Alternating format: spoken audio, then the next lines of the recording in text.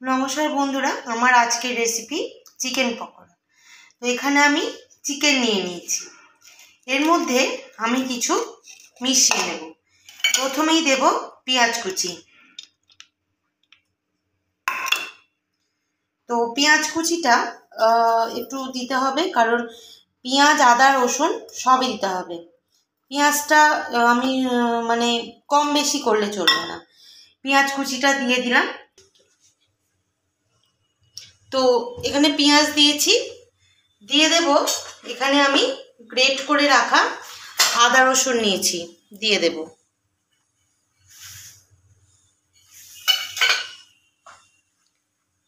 হলুদ গুঁড়ো দিয়ে দিলাম।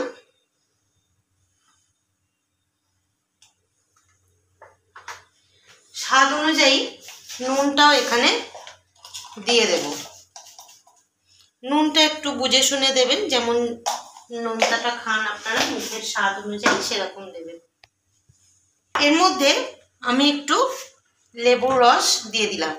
আপনারা চাইলে ভিনিগার দিতে পারেন।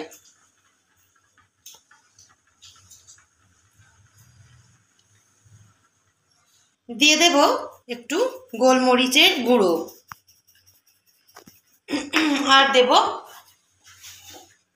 চালের গুঁড়ি, যাতে এটা একটু মচমচে হয়। তো সেই জন্য একটু চালের গুঁড়ি আমি এখানে দিয়ে দিলাম। আর দেব আর একটা জিনিস দেব, যেটাতে মানে মাংসগুলো দোকানে যেরকম ফোলে ওই রকম করেই কিন্তু ফুলবে। দোকানের মতন ফোলাতে চাইলে এটা দিতে হবে। এটা হলো বেকিং পাউডার।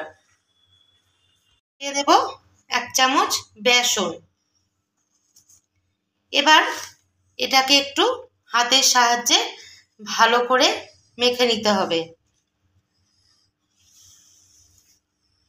এবার দেব একটু তেল, অল্প একটু তেল দিয়ে দিলাম বন্ধুরা, ভুলে গেছিলাম আমি। আর দেব একটু গরম মশলার গুঁড়ো। এটাকে ভালো করে মাখিয়ে 1 ঘন্টা না হলেও আধ ঘন্টা কিন্তু রেখে দিতে হবে।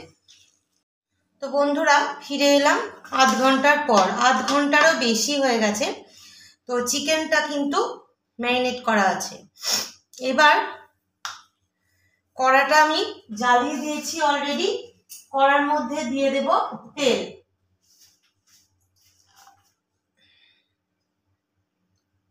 পর্যাপ্ত পরিমাণে সাদা তেল দিতে হবে, যাতে পকোড়াগুলো ভালো করে ভাজা যায়।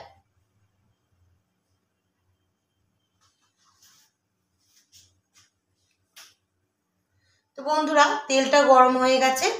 এবার আমি একটা একটা করে চিকেন পকোড়াগুলো ছেড়ে দেব। গ্যাসটা এই সময় একদম কমে রাখবো।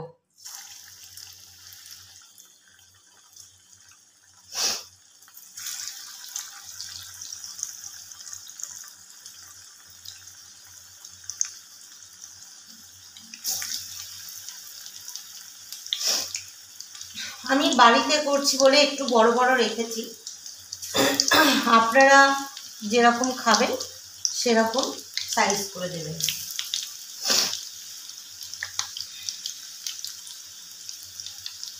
সর্দিটা কিছুতেই কিন্তু আমার কমছে না বন্ধুরা। কী যে করবো, জগদ্ধাত্রী পুজোর 9ম দিন থেকে আমার সর্দিটা ধরে আছে।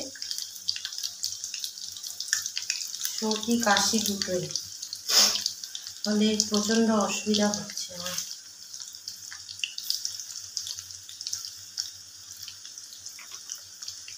গ্যাসটা একদম কম করে দেবো।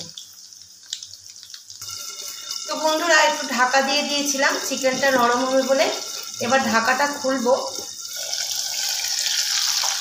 এবার চিকেনগুলোকে একটু উল্টে দেবো।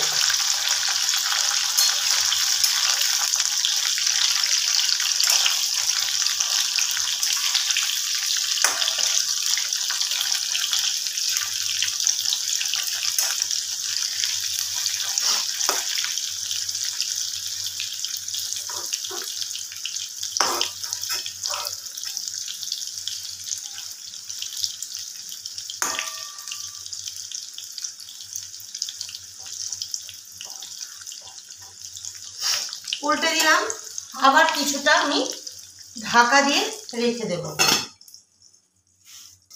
তো বন্ধুরা চলুন ঢাকাটা খুলে দেখে নিই যে চিকেনটা ঠিকঠাক ভাজা হয়েছে কিনা বা সেদ্ধ হয়ে গেছে কিনা। হ্যাঁ বন্ধুরা, এই দেখুন চিকেন ছেড়ে যাচ্ছে, চিকেন একদম সেদ্ধ হয়ে গেছে। এই চিকেনটাকে একটু উল্টে দিলাম, বাকি চিকেনটা আমি তুলে নেব।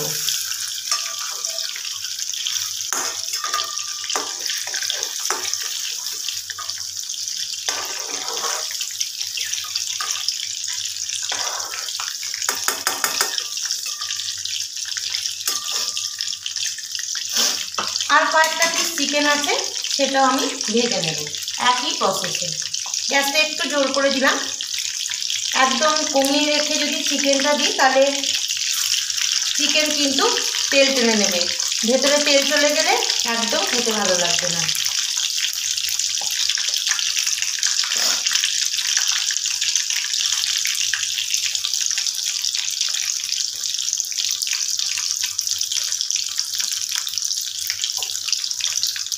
গ্যাসটা আবার কমিয়ে দিলাম, যেহেতু তেলটা গরম হয়ে গেছে।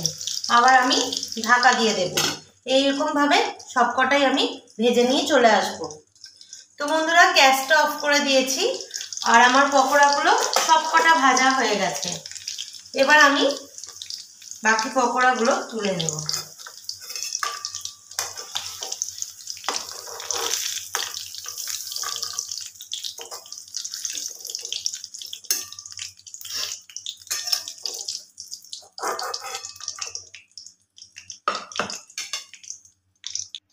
তো বন্ধুরা আমার আজকের রেসিপিটা কেমন লাগলো অতি অবশ্যই কমেন্ট বক্সে কমেন্ট করে জানাবেন।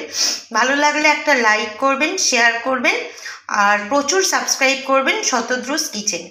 আজকের মতো এটুকু। আর যদি কোনো রান্নার ভিডিও জানার থাকে, মানে আমার থেকে যদি জানতে চান কেমন করে করবেন, সেই রেসিপিটা আমাকে কমেন্ট বক্সে কমেন্ট করে জানাবেন। আজকের মতো এটুকু, দেখা হচ্ছে পরের ভিডিওয়ে নতুন কোনো রেসিপি নিয়ে। আর এই যে পকোড়াটা, এটা আপনারা মেয়োনিজ বা টমেটো সস দিয়ে খেতেই পারেন, বা ধনেপাতার চাটনি। আমি আজকে আর এটা নিলাম না, আমি এটা চায়ের সাথে খাবো। তো দেখা হচ্ছে পরের ভিডিওয় নতুন কোনো রেসিপি নিয়ে। ততক্ষণের জন্য ভালো থাকবেন, সুস্থ থাকবেন, সাবধানে থাকবেন। নমস্কার।